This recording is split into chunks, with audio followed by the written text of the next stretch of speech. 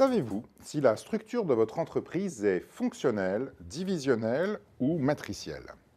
De même, êtes-vous capable de dire si le principal mécanisme de coordination des tâches dans votre travail est le respect des procédures, la hiérarchie, la qualification ou bien l'équilibre budgétaire?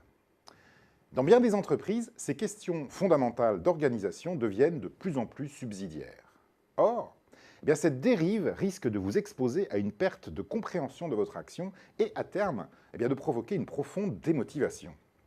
Comment en est-on arrivé là? Pourquoi ne parle-t-on plus d'organisation? La réflexion sur les organisations a véritablement commencé il y a environ un siècle, notamment avec le français Henri Fayol, qui a été le premier à proposer la notion d'organigramme, ou avec l'américain Frederick Taylor, qui a défendu la séparation entre la conception et l'exécution des tâches.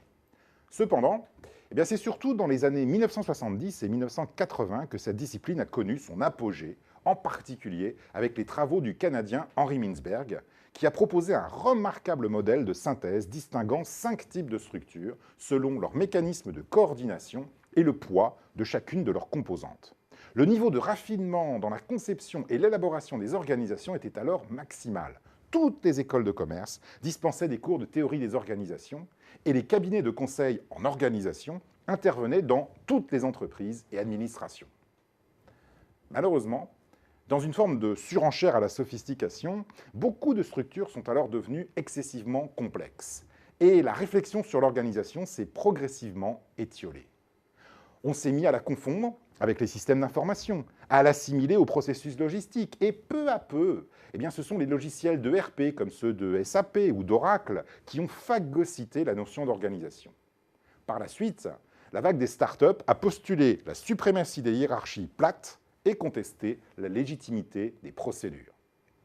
Or, cette disparition de l'organisation est dangereuse.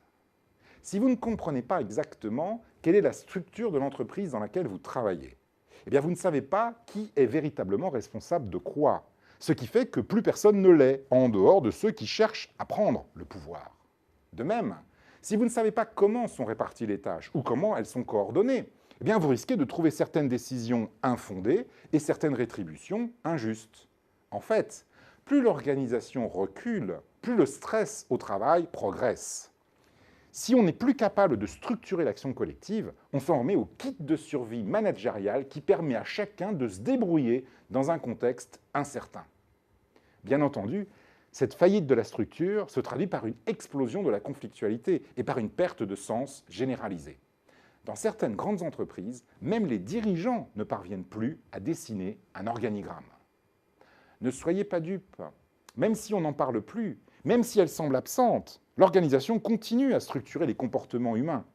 Ignorer l'organisation, c'est subir plutôt qu'orchestrer.